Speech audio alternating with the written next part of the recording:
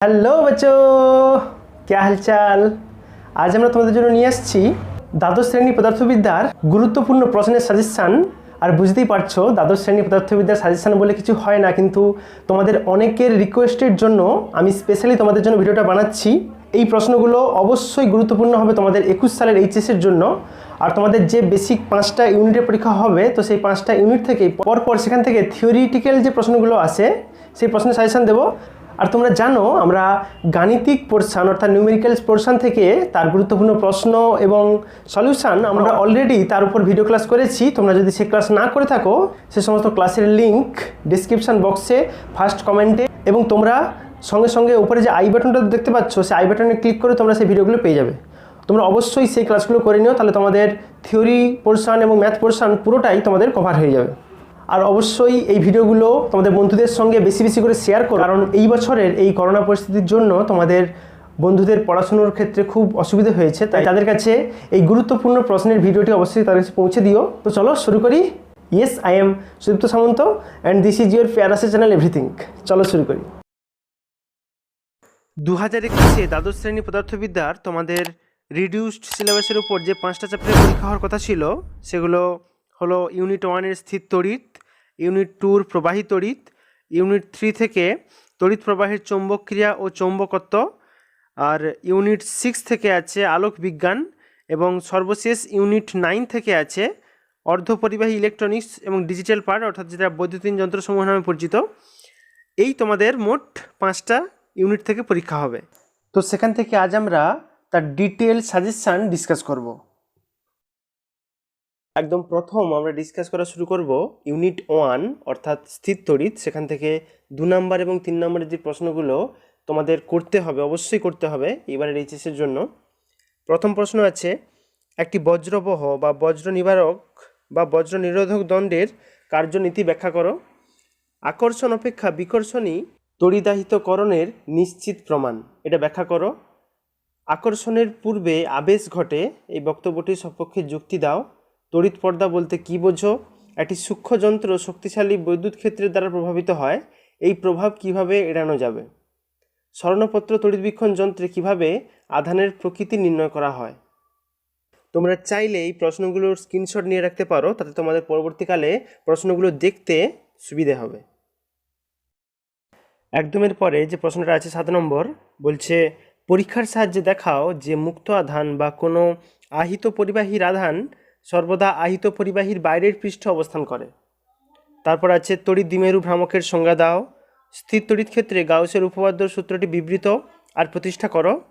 দেখাও যে একটি আহিত পরিবাহীর পৃষ্ঠে তড়িৎ ক্ষেত্রের প্রাবল্য ই সমান হয় sigma by epsilon 0 N cap, যেখানে সিগমা হলো আধানের তলমাত্রিক ঘনত্ব এবং এন ক্যাপ হলো ওই পৃষ্ঠের অভিলম্বে থাকা বহির্মুখী একক ভেক্টর। ওরপর এই পেজে শেষ যে প্রশ্নটা আছে, একটি তড়িৎ দ্বিমেরুকে সুষম তড়িৎ ক্ষেত্র ইতে রেখে থিটা সমান 180 ডিগ্রি কোণে যদি ঘোরানো হয় তাহলে কৃতকার্যের মান কত হবে নির্ণয় করতে হবে। একদম পর 12 দাগের যে প্রশ্নটা আছে, দেখাও যে তড়িৎ ক্ষেত্র প্রাবল্য সর্বদা সমবিভব তলের সঙ্গে লম্ব বরাবর থাকে, এবং সমবিভব তল বলতে কী বোঝো? তড়িৎ ক্ষেত্রের কোন বিন্দুতে তড়িৎ বিভব বলতে কী বোঝায়? বা এই ধরনের প্রশ্ন আসতে পারে যে কার্যের ধারণা থেকে তড়িৎ বিভবের সংজ্ঞা দাও। একটি বিন্দুতে তড়িৎ ক্ষেত্র প্রাবল্য ও তড়িৎ বিভবের মধ্যে সম্পর্কটি লেখো। কোনো তড়িৎ ক্ষেত্রের তড়িৎ ক্ষেত্র প্রাবল্য বলতে কী বোঝায়? দুটি তড়িৎ বলরেখা পরস্পরকে ছেদ করে না কেন? এটা খুব গুরুত্বপূর্ণ প্রশ্ন। এছাড়া তড়িৎ বলরেখা ধর্মগুলো কি কি, এগুলো জানতে চাইতে পারে। একদমের পরে 18 দাগের প্রশ্ন, একটি তড়িৎ ক্ষেত্রের কোনো বিন্দুতে তড়িৎ ক্ষেত্র প্রাবল্যের মান 0, ওই বিন্দুতে তড়িৎ বিভবের মান কি 0 হবে? এটা ব্যাখ্যা করতে হবে। তারপর আছে গাউসের উপপাদ্যের সাহায্যে কুলম্বের সূত্রটি প্রতিষ্ঠা করো। একটি সমান্তরাল পাত ধারকে সঞ্চিত স্থিতিশক্তি রাশিমালা নির্ণয় করো। একটি ধারকের ধারকত্ব কোন কোন বিষয়ের উপর নির্ভর করে? প্রমাণ করো যে একটি পরিবাহী গোলকের ধারকত্ব তার ব্যাসার্ধের সমানুপাতিক হয়। এরপর 23 নম্বর, C1 ও C2 ধারকত্বের দুটি বস্তুতে সমপরিমাণ কিউ আধান রয়েছে, তাদের একটি পরিবাহী তার দিয়ে যুক্ত করা হলে সাধারণ বিভব কত হবে আর ধারকগুলি দ্বারা অর্জিত আধানের পরিমাণ কত হবে তা নির্ণয় করতে হবে। এই ছিল মোটামুটি এই প্রশ্নগুলো। তোমরা অবশ্যই খুব গুরুত্ব সহকারে প্রথম চ্যাপ্টার থেকে 2 নম্বরের জন্য প্রশ্ন এগুলো করে রাখো। এবার ডিসকাস করবো আমরা প্রথম চ্যাপ্টার থেকে 3 নম্বরের কিছু প্রশ্ন। একদম প্রথম 1 নম্বর যে প্রশ্নটা আছে বলছে, গাউসের উপপাদ্যের সাহায্যে একটি দীর্ঘ ঋজু সুষমভাবে আহিত সরু তারের নিকটবর্তী কোনো বিন্দুতে তড়িৎ ক্ষেত্র প্রাবল্য নির্ণয় করো। তারপর 2 নম্বর প্রশ্নটা একটু বড় প্রশ্ন আছে, বলছে ক্যাপিটাল আর ব্যাসার্ধের একটি পাতলা গোলীয় খোলককে প্লাস ক্যাপিটাল কিউ পরিমাণ আধানে আহিত করা হলো। খোলকের কেন্দ্র থেকে স্মল আর দূরত্বে তড়িৎ ক্ষেত্র প্রাবল্যের মান গাউসের সূত্রের সাহায্যে নির্ণয় করো। দুটো কেসের জন্য করতে হবে, যখন r is smaller than capital R, আর যখন r is greater than capital R, দুটো কেস করতে হবে। এবং ওখান থেকে আরেকটা প্রশ্ন বলছে, খোলকটির কেন্দ্র থেকে স্মল আর দূরত্বের সঙ্গে তড়িৎ ক্ষেত্র প্রাবল্যের মান কিভাবে বদলায় তা লেখচিত্র এঁকে দেখাও। ওরপর আছে, কোনো তড়িৎ দ্বিমেরুকে একটি সুষম তড়িৎ ক্ষেত্র ই এর মধ্যে থিটা কোণে রাখলে ওই দ্বিমেরুর ওপর ক্রিয়াশীল টর্ক নির্ণয় করো। একদম ওর পর 4 নম্বর যে প্রশ্নটা আছে, তড়িৎ দ্বিমেরুর মধ্যবিন্দু থেকে আর দূরত্বে অবস্থিত এবং দ্বিমেরুর অক্ষের সঙ্গে থিটা কোণে আনত কোনো বিন্দুতে তড়িৎ প্রাবল্য এসআই পদ্ধতিতে নির্ণয় করো। অর্থাৎ যে ফর্মুলাটা ছিল ই সমান 1/4πε0 p/r³ √3 cos²θ+1, ওই ফর্মুলাটা প্রুভ করতে হবে। এবং এই ফর্মুলা প্রুভ করলে তোমাদের আগের দুটো কেস করতে হয়, মানে এই প্রবলেম ছাড়াও এর আরও দুটো যে প্রবলেম আছে, অর্থাৎ সেই অক্ষের উপর অবস্থিত কোনো বিন্দুতে তড়িৎ ক্ষেত্র প্রাবল্য বা লম্ব সমদ্বিখণ্ডকের উপরে কোনো বিন্দুতে, তোমরা এই ফর্মুলা প্রুভ করলে সেগুলোও হয়ে যাবে। সেগুলো কিন্তু খুব গুরুত্বপূর্ণ, পরীক্ষা আসতেই পারে, তো সেগুলো করে রাখো। ওরপর আছে, কোনো বিন্দুতে একটি বিন্দু আধানের জন্য তড়িৎ বিভবের মান নির্ণয় করো। আধানটিকে কে পরাবৈদ্যুতিক ধ্রুবক বিশিষ্ট একটি মাধ্যমে রাখা হলে বিভবের কি পরিবর্তন লক্ষ্য করা যায়। এরপর 6 নম্বর প্রশ্ন, একটি সমান্তরাল পাত ধারকের ধারকত্বের রাশিমালা নির্ণয় করো। পাত দুটির ব্যবধান বাড়লে ধারকত্ব বাড়ে কি না আলোচনা করো। সমান্তরাল পাত ধারকের মাঝের অংশে একটি পরাবৈদ্যুতিক ফলক প্রবেশ করালে ধারকের আধান, ধারকত্ব, বিভব প্রভেদ ও সঞ্চিত শক্তির কি পরিবর্তন হবে। দুটি ধারককে শ্রেণী সমবায়ে যুক্ত করলে তুল্য ধারকত্ব ক্ষুদ্রতর মানের ধারকত্ব অপেক্ষা কম হয়, এটা প্রমাণ করো। মিশ্র পরাবৈদ্যুতিক যুক্ত, অর্থাৎ দুটো আলাদা মিডিয়াম আছে, একটাতে রাখা আছে K1, একটাতে K2, সমান্তরাল পাত ধারকের ধারকত্ব নির্ণয় করো। এরপর 10 দাগের যে প্রশ্নটা আছে, n সংখ্যক সদৃশ সমান্তরাল পাতের প্রত্যেকটির ক্ষেত্রফল a এবং পরপর দুটি পাতের মধ্যবর্তী ব্যবধান d, একটি অন্তর একটি পাত পরিবাহী তার দ্বারা যুক্ত থাকলে সমবায়টির ধারকত্ব কত হবে। একটি তড়িদাহিত ধারক তার দ্বিগুণ ধারকত্ব সম্পন্ন অন্য একটি অনাহিত ধারকের সঙ্গে নিজ আধান বণ্টন করে নিল, এই অবস্থায় উভয় ধারকের মোট শক্তির পরিমাণ নির্ণয় করো। একটি সমান্তরাল পাত বায়ু ধারকের একটি পাত একটি তুলা যন্ত্রের এক প্রান্ত থেকে ঝুলছে। ধারকটির পাত দুটির ক্ষেত্রফল a এবং তাদের মধ্যবর্তী ব্যবধান d। বায়ু ধারকটিকে কত বিভবে আহিত করলে এটি তুলা যন্ত্রের অপর প্রান্তে ঝোলানো m ভরের বস্তুকে ব্যালেন্স করতে পারবে। এই ছিল আমাদের প্রথম অধ্যায়, অর্থাৎ স্থির তড়িৎ থেকে তার গুরুত্বপূর্ণ প্রশ্নের লিস্ট। তোমরা অবশ্যই এই থিওরিটিক্যাল প্রশ্নগুলো করে যাও এবং সঙ্গে সঙ্গেই আমরা এর আগেই অলরেডি আমরা গাণিতিক প্রশ্ন, নিউমেরিক্যালস প্রবলেমের উপর স্পেশাল ভিডিও ক্লাস করেছি। তোমরা অবশ্যই সেই নিউমেরিক্যালস প্রবলেমগুলো করে নিও, তাহলে তোমাদের এই প্রথম চ্যাপ্টার থেকে স্থির তড়িৎ থেকে সমস্ত রকম প্র্যাকটিসগুলো হয়ে যাবে। এইবার ডিসকাস করব ইউনিট 2, অর্থাৎ প্রবাহী তড়িৎ। এখান থেকে গুরুত্বপূর্ণ প্রশ্নের লিস্ট ডিসকাস করব। প্রথম আগে 2 নম্বরের প্রবলেমগুলো বলবো। প্রথম যেটা আছে 1 নম্বর, একটি তারের রোধ ক্যাপিটাল আর একে টেনে মূল দৈর্ঘ্যের n গুণ করা হলো, তাহলে বলছে তারের নতুন রোধ কত হবে। একটি কার্বন রোধকের ওপর আঁকা 4টি রং যথাক্রমে বলা আছে লাল, সবুজ, কমলা এবং রূপলি, তাহলে বলা হচ্ছে ওই রোধকের সম্ভাব্য রোধের মানের পাল্লা নির্ণয় করো। দুটি কোষের তড়িৎচালক বল ও অভ্যন্তরীণ রোধ যথাক্রমে E1A2 এবং R1R2। তাহলে প্রশ্ন হচ্ছে, কোষ দুটিকে সমান্তরাল সমবায় যুক্ত করলে সমবায়টির তুল্য তড়িৎচালক বল নির্ণয় করো। তারপরে প্রশ্ন, কোন অবস্থায় কোষের প্রান্তীয় বিভব প্রভেদ কোষের তড়িৎচালক বল অপেক্ষা বেশি হয়? অ্যামিটার ও ভোল্টমিটারের মধ্যে কার রোধ বেশি এবং কেন? এইবার 6 দাগের যে প্রশ্নটা আছে, ধাতব পরিবাহীতে ইলেকট্রনের অণুর প্রবাহ বেগ ও প্রবাহ ঘনত্বের মধ্যে সম্পর্ক প্রতিষ্ঠা করো, বা বলতে পারে মুক্ত ইলেকট্রনের বিচলন বেগের রাশিমালা নির্ণয় করো। একটি পরিবাহীর রোধ কোন কোন বিষয়ের উপর নির্ভর করে? একটি পরিবাহী পদার্থে কি কি শর্তে ওহমের সূত্র প্রযোজ্য হয় না? শান্টযুক্ত গ্যালভানোমিটারের প্রবাহ মাত্রা নির্ণয় করো। জি রোধের গ্যালভানোমিটারের সমান্তরালে কত মানের শান্ট যোগ করলে শান্টের মধ্যে দিয়ে মূল প্রবাহের 1/n অংশ প্রবাহিত হবে? এরপরে রয়েছে, ওহমের সূত্রটি বিবৃত করো, ব্যাখ্যা করো এবং এর ভেক্টর রূপটি প্রতিষ্ঠা করো। বা এই ধরনের প্রশ্ন জিজ্ঞেস করতে পারে যে একটি পরিবাহীর মধ্যে দিয়ে চালিত প্রবাহ মাত্রা পরিবাহীতে প্রযুক্ত বিভব প্রভেদের সঙ্গে সম্পর্কযুক্ত কিভাবে, সেটা লেখচিত্রের সাথে দেখাও। দেখাও যে সমান্তরাল সমবায়ের তুল্য রোধের মান সমবায়ে যুক্ত প্রতিটি রোধের মানের থেকেও ক্ষুদ্র হয়। সমান সংখ্যক একই প্রকার তড়িৎ কোষকে একবার শ্রেণী সমবায়ে আরেকবার সমান্তরাল সমবায়ে যুক্ত করা হলো, কী শর্তে দুইবারই সমান প্রবাহ মাত্রা পাওয়া যাবে? একটি শান্টযুক্ত গ্যালভানোমিটারের মধ্যে দিয়ে কত তড়িৎ প্রবাহিত হয়? এরপর রয়েছে, নষ্ট ভোল্টের রাশিমালা প্রতিষ্ঠা করো। অতি পরিবাহী কি? ওহমীয় পরিবাহী কাকে বলে, উদাহরণ দাও এবং এর ভোল্টেজ ভার্সেস কারেন্ট অর্থাৎ ভি ভার্সেস আই লেখচিত্রটি অঙ্কন করো। অবিকল এন সংখ্যক পরিবাহীকে একবার শ্রেণী সমবায় এবং আরেকবার সমান্তরাল সমবায়ে যুক্ত করা হলো। দেখাও যে শ্রেণী সমবায় যুক্ত অবস্থায় সেটির মোট রোধ সমান্তরাল সমবায় যুক্ত অবস্থায় সেটির মোট রোধ অপেক্ষা n² গুণ বেশি হবে। ভোল্টমিটারের সাহায্যে তড়িৎ কোষের তড়িৎচালক বল সঠিকভাবে মাপা সম্ভব নয় কেন? কোন অবস্থায় সঠিক পরিমাপ সম্ভব? এরপর রয়েছে, পোটেনশিওমিটারের পরীক্ষায় দীর্ঘতার ব্যবহার করা হয় কেন? হুইস্টন ব্রিজ নীতি প্রয়োগ করে অতি উচ্চমানের অথবা অতি নিম্নমানের রোধ সঠিকভাবে পরিমাপ করা যায় না কেন?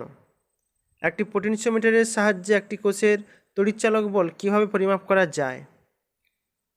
কারশফের দ্বিতীয় সূত্রটি শক্তি সংরক্ষণ সূত্রের সঙ্গে সঙ্গতিপূর্ণ, এটা প্রমাণ করো।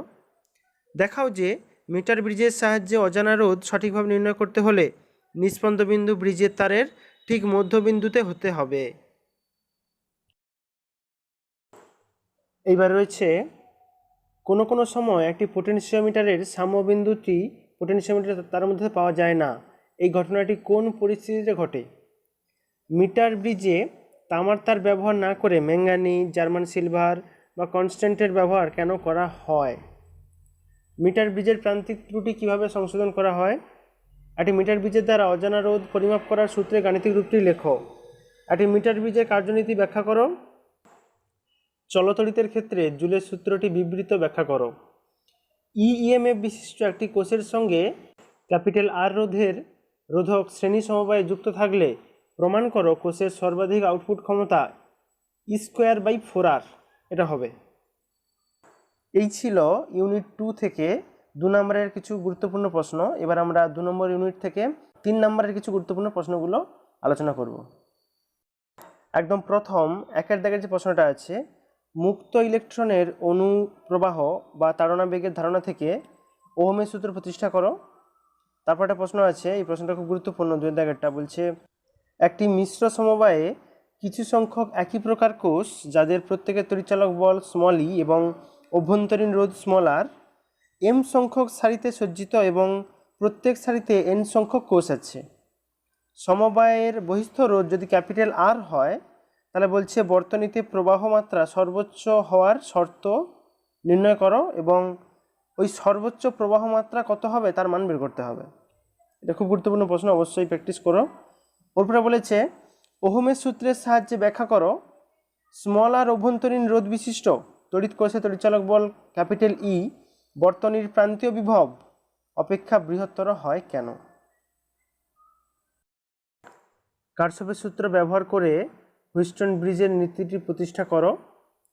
তড়িৎ বর্তনী সংক্রান্ত কারশফের সূত্রটি বিবৃত করো, ব্যাখ্যা করো, এবং এখানে অবশ্যই তার প্রচলিত যে চিহ্নগুলো ব্যবহার করবে সেগুলো অবশ্যই উল্লেখ করে দিতে হবে। বর্তনীর চিত্র সহযোগে পোটেনশিওমিটার দ্বারা কিভাবে দুটি তড়িৎ কোষের তড়িৎচালক বলে তুলনা করা সম্ভব ব্যাখ্যা করো। একটি কোষের অভ্যন্তরীণ রোধ একটি পোটেনশিওমিটার দ্বারা কিভাবে পরিমাপ করা যায় তা প্রয়োজনীয় বর্তনী চিত্র সহযোগে ব্যাখ্যা করো।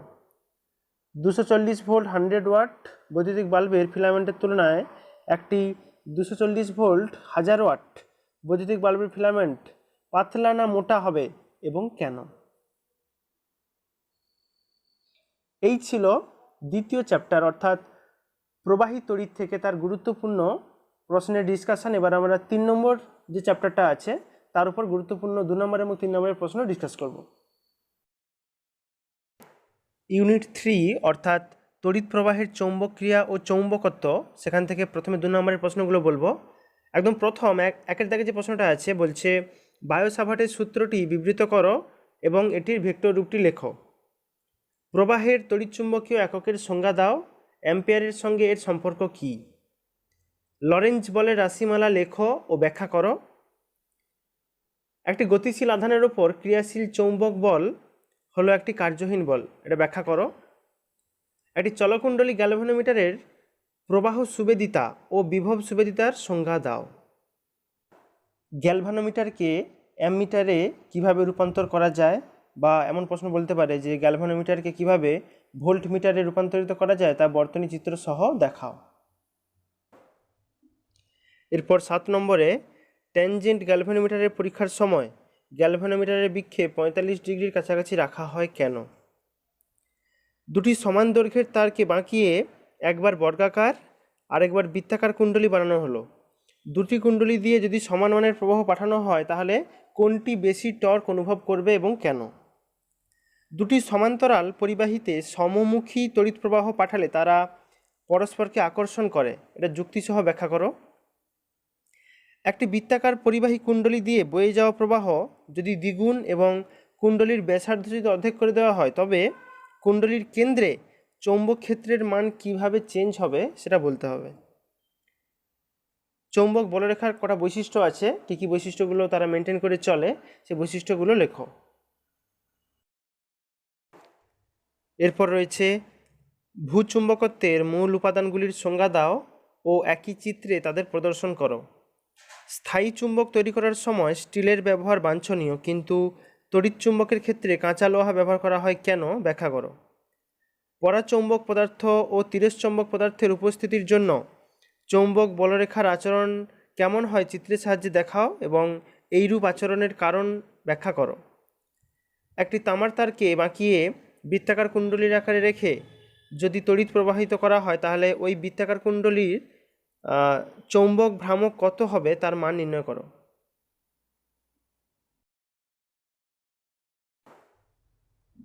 একটি দণ্ডচুম্বকের চৌম্বক ভ্রামকের সংজ্ঞা ও একক লেখো।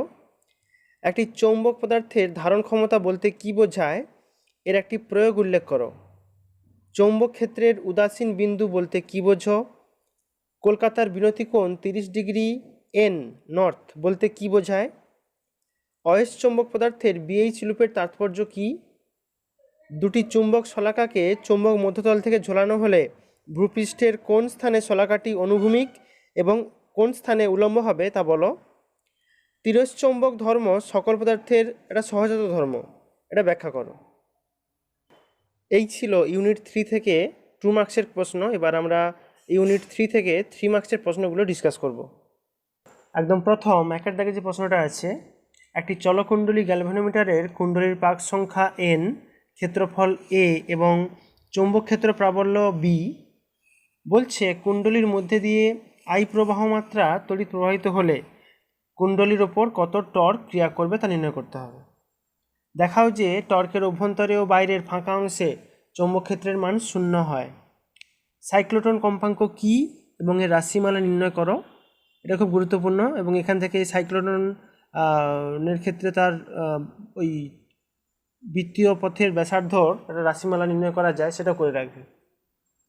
অ্যাম্পিয়ারের বদ্ধপথের সূত্রটি বিবৃত ব্যাখ্যা করো এবং এর গাণিতিক রূপটি লেখো এবং ব্যবহৃত চিহ্নগুলির অর্থ লেখো। একটি চলকুণ্ডলী গ্যালভানোমিটারের কার্যনীতি আলোচনা করো। এরপর রয়েছে অ্যাম্পিয়ারের পরিক্রমণ সূত্রটি থেকে একটি লম্বা সলিনয়েডের ভেতরে চৌম্বক ক্ষেত্র প্রাবল্যের রাশিমালা প্রতিষ্ঠা করো। বায়োসাভার্টের সূত্রের সাহায্যে দীর্ঘ, ঋজু ও অসীম তারের আর দূরত্বে অবস্থিত কোনো বিন্দুতে চৌম্বক ক্ষেত্র নির্ণয় করো। তার কাছাকাছি অঞ্চলে ক্ষেত্রে তার বলরেখার কেমন ছবি হয় একটু এঁকে দেখাতে হবে। ক্যাপিটাল N পাক সংখ্যা বিশিষ্ট টরয়েডের মধ্যে দিয়ে তড়িৎ যদি প্রবাহিত হয় তাহলে তার যে অক্ষ আছে সেই অক্ষের ওপর অবস্থিত কোনো বিন্দুতে চৌম্বক ক্ষেত্র প্রাবল্য নির্ণয় করো। সাইক্লোট্রন যন্ত্রের অনুনাদের শর্তটি উল্লেখ করো। এবং এই সাইক্লোট্রন সংক্রান্ত আরেকটা প্রশ্ন খুব গুরুত্বপূর্ণ আছে, যেমন এই বলে যে কম্পাঙ্কটা বেগের ওপর নির্ভরশীল নয়, এরকম কিছু একটা প্রশ্ন আছে, একটু দেখে রাখবে। তারপর আছে ল্যাপ্লাসের সূত্রের সাহায্যে বৃত্তাকার লুপের কেন্দ্রে চৌম্বক ক্ষেত্র প্রাবল্যের মান ও অভিমুখ নির্ণয় করো। এরপর রয়েছে 11 প্রশ্ন, পরস্পর ডি দূরত্বে অবস্থিত দুটি দীর্ঘ সমান্তরাল তারের মধ্যে দিয়ে একই দিকে যথাক্রমে আই এবং আই প্রাইম তড়িৎ প্রবাহিত হচ্ছে। তারগুলির মধ্যে একক দৈর্ঘ্যে যে পরিমাণ বল ক্রিয়া করবে তার রাশিমালা নির্ণয় করো। উক্ত রাশিমালা থেকে 1 অ্যাম্পিয়ার তড়িৎ প্রবাহের সংজ্ঞা দাও। আপেক্ষিক চৌম্বক ভেদ্যতা ও চৌম্বক প্রবণতার মধ্যে সম্পর্ক প্রতিষ্ঠা করো। হাইড্রোজেন পরমাণুর ক্ষেত্রে ই আধানের ইলেকট্রন আর ব্যাসার্ধের বৃত্তাকার কক্ষে ভি গতিতে ঘুরছে। ইলেকট্রনে উদ্ভূত চৌম্বক ভ্রামকের মান নির্ণয় করো। এর থেকে বোর ম্যাগনেটনের রাশিমালা প্রতিষ্ঠা করো। এরপর রয়েছে 14 দাগের প্রশ্ন, বলছে একটি প্রবাহযুক্ত কুণ্ডলী চৌম্বক দ্বিমেরুর ন্যায় আচরণ করে, ব্যাখ্যা করো। পরাচৌম্বক, অয়স্চুম্বক এবং তিরস্চুম্বক পদার্থের নিম্নলিখিত বৈশিষ্ট্যের ভিত্তিতে তুলনা করো।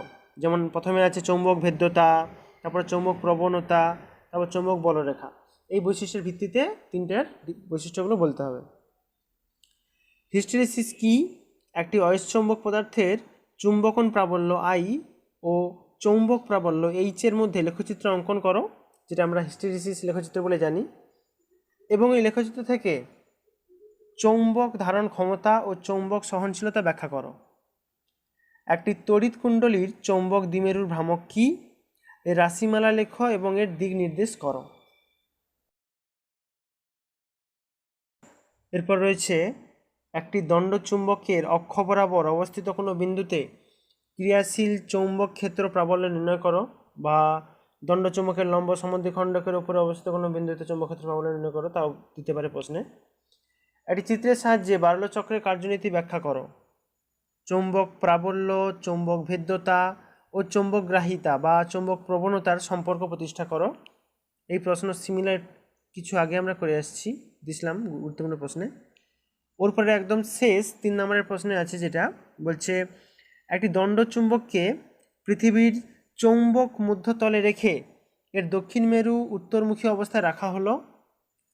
কোথায় এবং কেন উদাসীন বিন্দুগুলি সৃষ্টি হবে তা ব্যাখ্যা করো। এই মোটামুটি ছিল ইউনিট 3 থেকে 2 নম্বর এবং 3 নম্বরের গুরুত্বপূর্ণ প্রশ্ন। অবশ্যই এই 2 নম্বর 3 নম্বর প্রশ্নগুলো কিন্তু 5 নম্বর প্রশ্ন করেও আসতে পারে, 2+3 করে। তো অবশ্যই এগুলো কিন্তু খুব গুরুত্ব সহকারে তোমরা প্র্যাকটিস করো। এবার আমরা ডিসকাস করব ইউনিট 6, যেটা আছে লাইট চ্যাপ্টার, আলোক বিজ্ঞান। সেখান থেকে গুরুত্বপূর্ণ প্রশ্ন। এবং আলোক বিজ্ঞান একটা খুব বড় চ্যাপ্টার, তার প্রত্যেকটা অধ্যায় আলাদা আলাদা করে আমরা তার সাজেশন দেব। তোমরা জানো আলোক বিজ্ঞানে মোট 7টা অংশ পরীক্ষা হবে। আলোর প্রতিফলন প্রথম আছে, তারপর আছে সমতলে আলোর প্রতিসরণ, তারপর আছে গলীয় তলে আলোর প্রতিসরণ লেন্স অংশ, তারপর আছে আলোর বিচ্ছুরণ বিক্ষেপণ, আলোকীয় যন্ত্রাদি, আলোক তরঙ্গ, আলোর ব্যতিচার, আলোর অপবর্তন সমাবর্তন। এই অংশগুলো নিয়ে আলোক বিজ্ঞান আছে। আমরা একটা একটা করে পরপর সাজেশনগুলো ডিসকাস করব। প্রথম করব আলোর প্রতিফলন। এখান থেকে 2 নম্বরের যে প্রশ্নগুলো অবশ্যই পড়তে হবে, যেমন একটি দর্পণ সমতল, উত্তল নাকি অবতল কিভাবে চিনবে? এল দৈর্ঘ্যের একটি ক্ষুদ্র রৈখিক বস্তুকে কোনো অবতল দর্পণ থেকে ইউ দূরত্বে প্রধান অক্ষের উপর লম্বভাবে রাখা হলে প্রতিবিম্বের দৈর্ঘ্য নির্ণয় করো। অর্থাৎ এখানে যে সেই সূত্রটা ছিল, একটা সেই প্রমাণ আসতো প্রতিবিম্বের দৈর্ঘ্য F L by U plus F, ওই প্রমাণটা এখানে করতে হবে। তারপর আছে গোলীয় দর্পণের ক্ষেত্রে নিউটনের সমীকরণটি প্রতিষ্ঠা করো।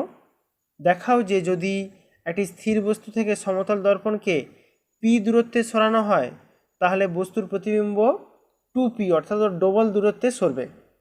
গাড়ির হেডলাইটে এবং দাড়ি কামাতে কী ধরনের দর্পণ ব্যবহার করা হয় ও কেন? এই ছিল 2 নম্বরের প্রশ্ন। এবার এখান থেকে 3 নম্বরের কিছু প্রশ্ন ডিসকাস করব।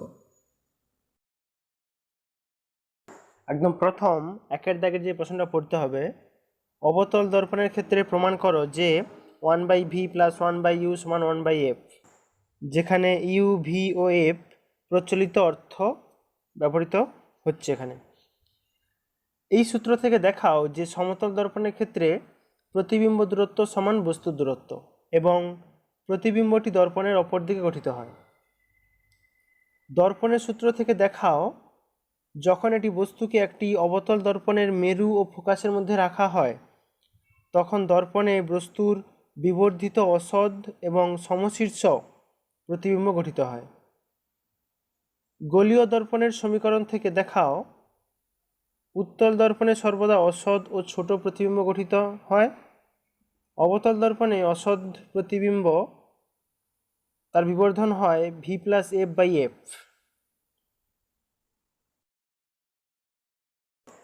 গোলীয় দর্পণ অর্থাৎ উত্তল বা অবতল দর্পণের ফোকাস দৈর্ঘ্য ও বক্রতা ব্যাসার্ধের মধ্যে সম্পর্ক প্রতিষ্ঠা করো। একটি অবতল দর্পণের ফোকাসে কোনো বস্তু রাখলে তার প্রতিবিম্বের গঠনচিত্র কেমন হবে তা এঁকে দেখাতে হবে। কোন শর্তে উত্তল দর্পণ অসৎ বস্তুর সৎ প্রতিবিম্ব গঠন করে? একটি দর্পণকে যদি থিটা কোণে ঘোরানো হয় তাহলে প্রতিফলিত রশ্মি 2θ ও ডবল কোণে ঘুরবে, এটা প্রমাণ করতে হবে। একটি গোলীয় দর্পণের ফোকাস দূরত্ব কিভাবে নির্ণয় করবে ব্যাখ্যা করো। চিত্রের সাহায্যে সৎ ও অসৎ বিম্বের মধ্যে পার্থক্য নির্দেশ করো। এই ছিল মোটামুটি আলোর প্রতিফলন থেকে গুরুত্বপূর্ণ প্রশ্নের সাজেশন। এবার আমরা দ্বিতীয় যে অংশটা আছে সমতলে আলোর প্রতিসরণ, তার সাজেশন ডিসকাস করব।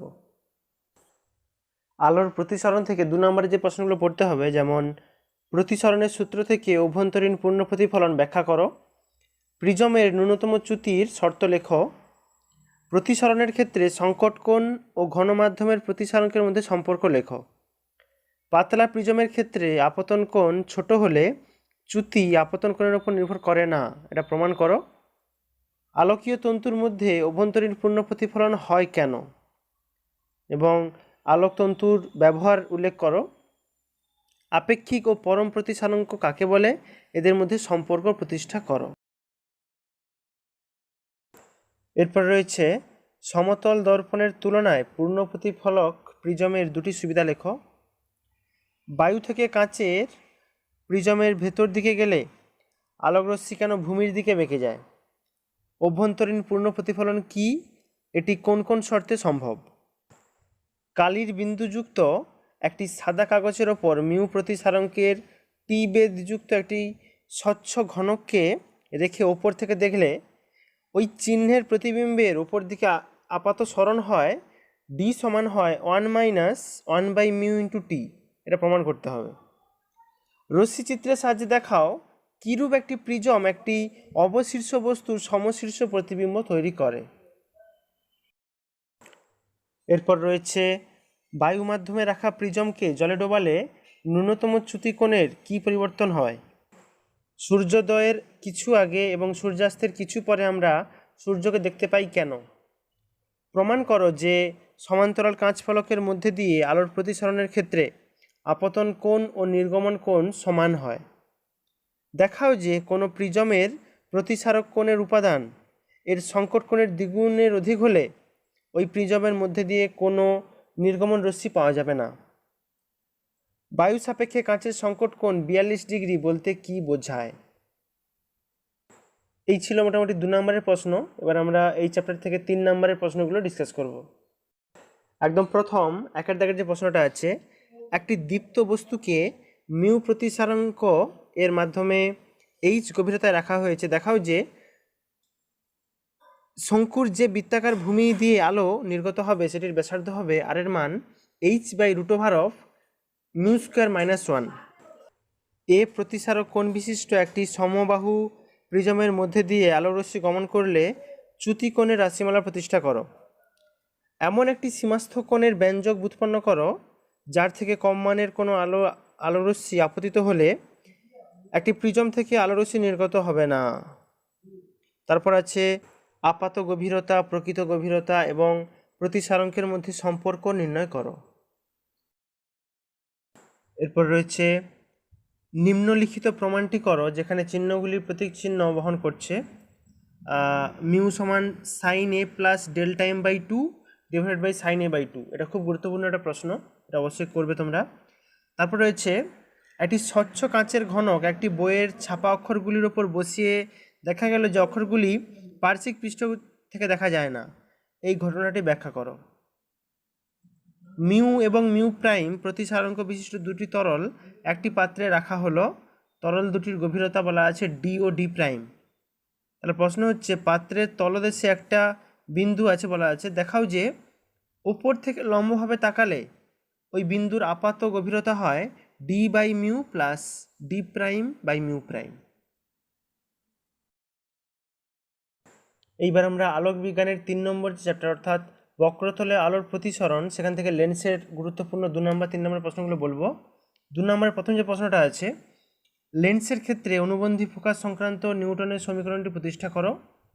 লেন্স ফর্মুলাকে অনুবন্ধী ফোকাস সম্পর্ক বলা হয়, এর কারণ উল্লেখ করো।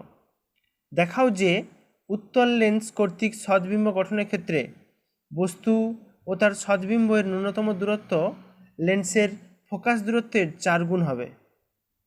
পাতলা উত্তল বা অবতল লেন্সের ক্ষেত্রে 1/v - 1/u = 1/f এই সমীকরণটি প্রতিষ্ঠা করো, যেখানে চিহ্নগুলো প্রচলিত অর্থ বহন করে।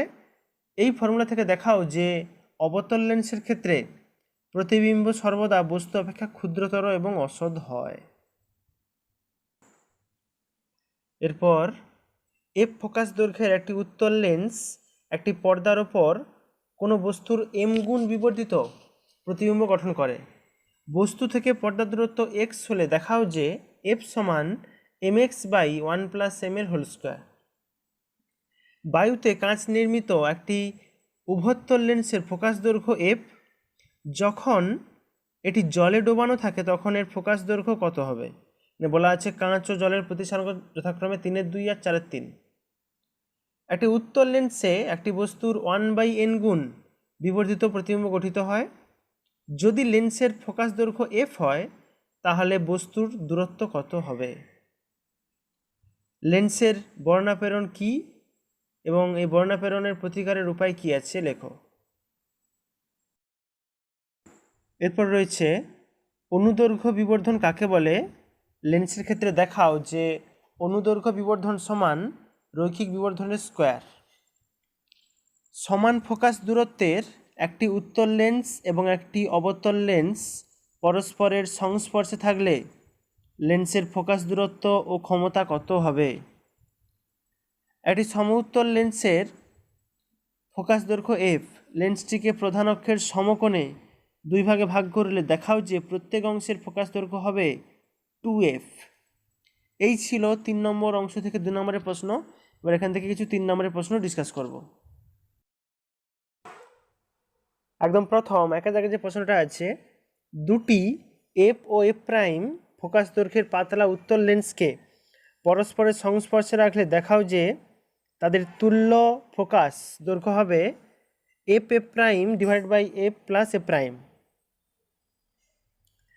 একটি বস্তু এবং পর্দার মধ্যে একটি উত্তল লেন্স বসানো হয়েছে।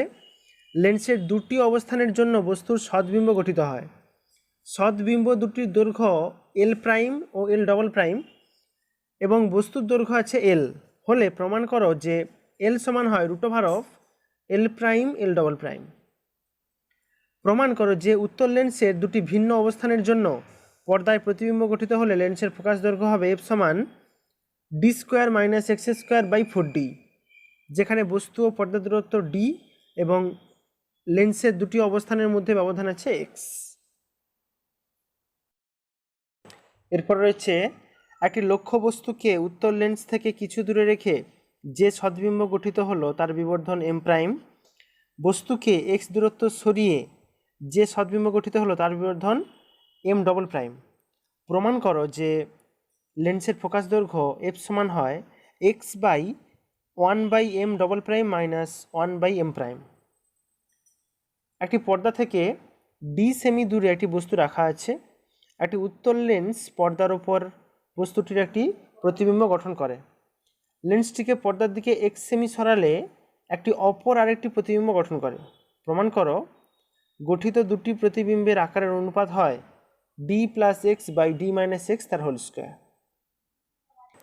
উত্তল লেন্স দ্বারা কিভাবে বিবর্ধিত প্রতিবিম্ব গঠিত হয় তা চিত্রের সাহায্যে দেখাও। এখানে সদ্বিম্ব অসদ্বিম্ব দুরকম কিছু দেখাতে হবে। এই ছিল মোটামুটি 3 নম্বর অংশ, বক্রতলে আলোর প্রতিফলন লেন্স অংশ থেকে তার গুরুত্বপূর্ণ প্রশ্নগুলো। এবার আমরা ওর পরের যে অংশটা আছে অর্থাৎ আলোর বিচ্ছুরণ ও বিক্ষেপণ, সেখান থেকে গুরুত্বপূর্ণ প্রশ্নগুলো আলোচনা করব। একদম প্রথমে আছে পরিষ্কার আকাশ নীল দেখায় কেন?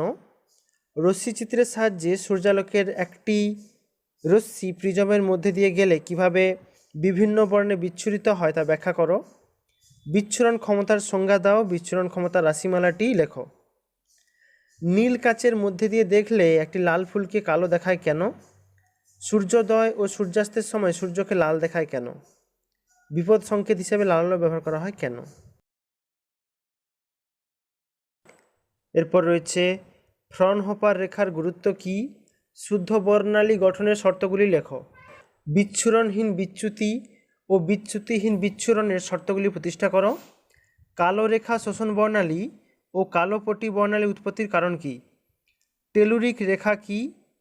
একটি ফাঁপা প্রিজম আলোর বিচ্ছুরণ ঘটাতে পারে কি? আলোর বিচ্ছুরণ বলতে কি বোঝো ও বর্ণালী কাকে বলে? এইবার আমরা কিছু 3 নম্বরের প্রশ্নও ডিসকাস করব।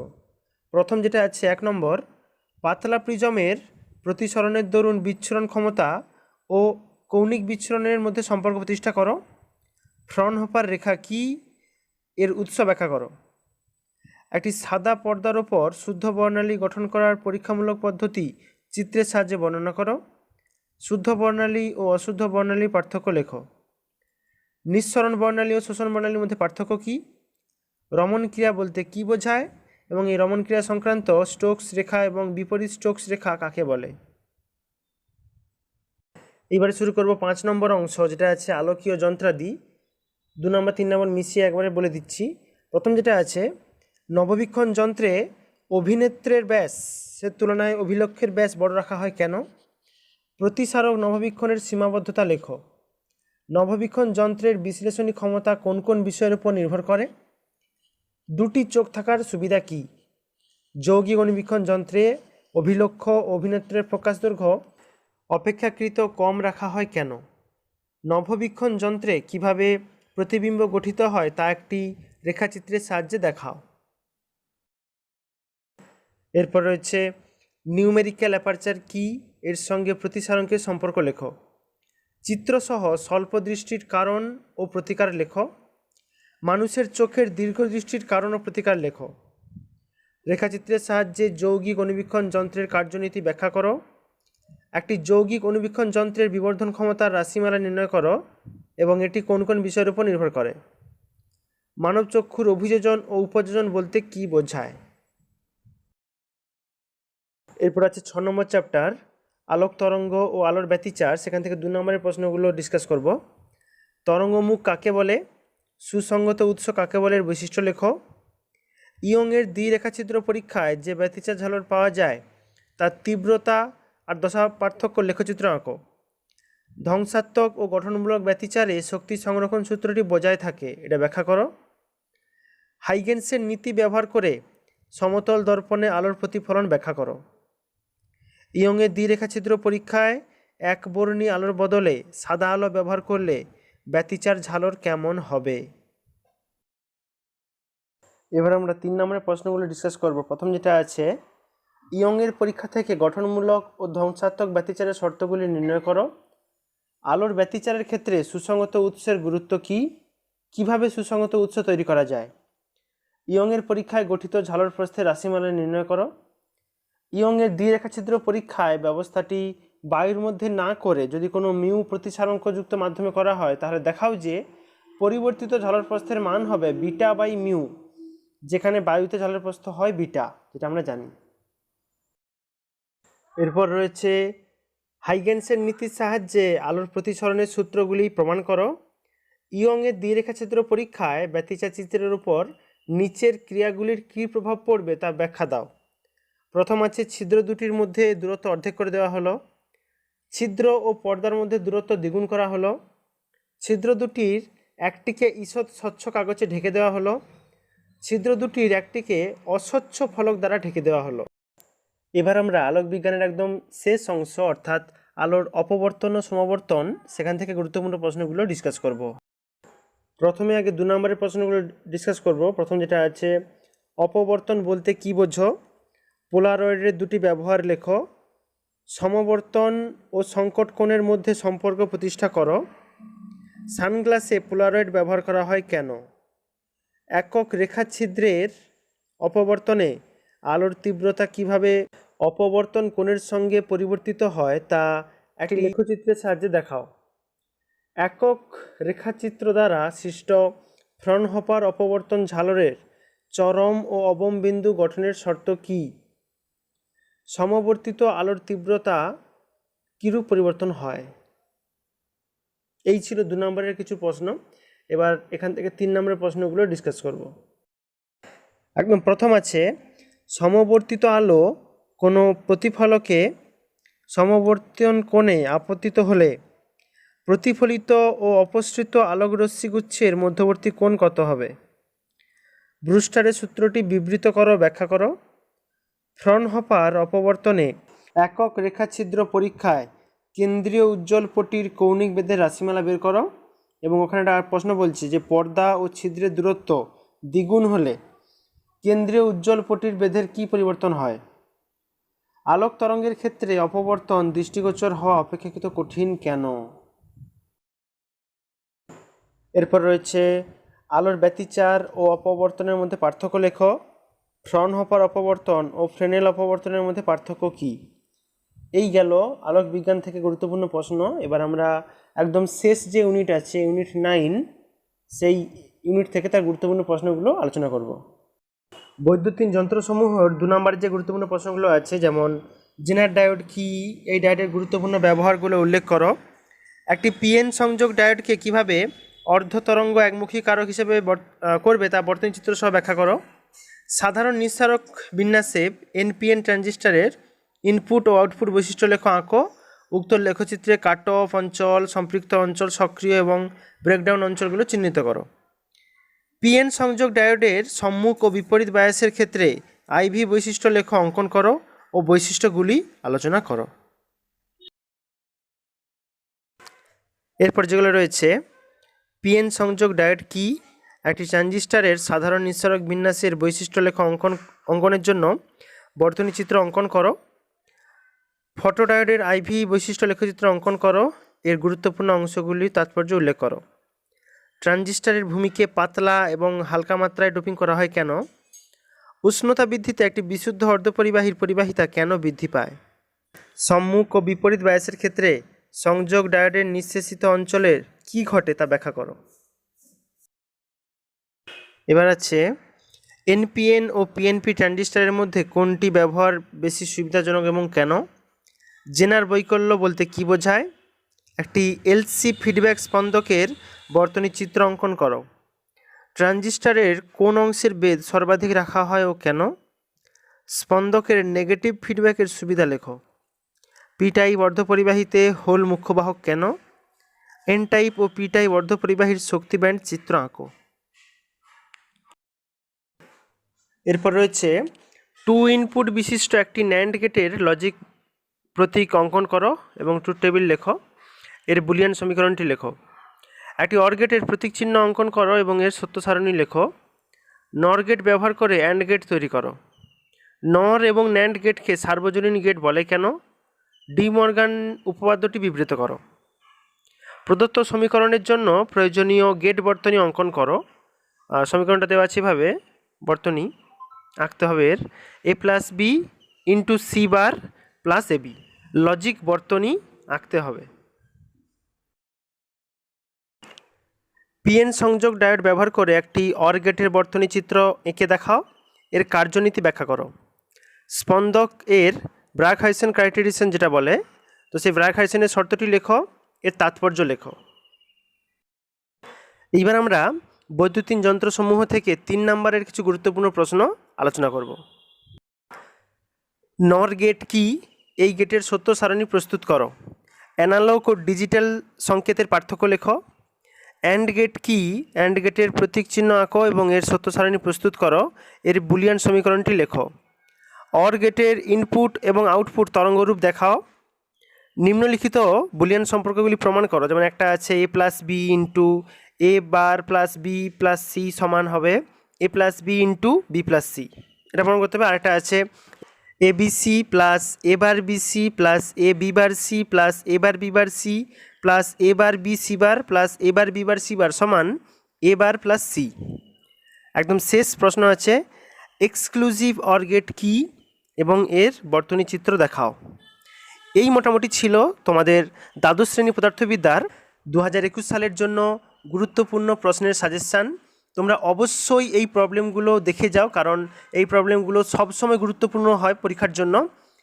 আর এই ভিডিওটি অবশ্যই তোমার প্রত্যেকটা বন্ধুদের সঙ্গে শেয়ার করো, শেয়ার করতে ভুলো না, কারণ বুঝতেই পারছো এই করোনা পরিস্থিতির জন্য প্রত্যেকের প্রিপারেশান ঠিকঠাক হয়তো হয়ে ওঠেনি, তাই এই প্রশ্নগুলো অবশ্যই তাদের সাহায্য করবে পরীক্ষাতে। আর বাকি তোমরা বাড়িতে খুব ভালোভাবে পড়াশোনা করতে থাকো। Best of luck, thank you.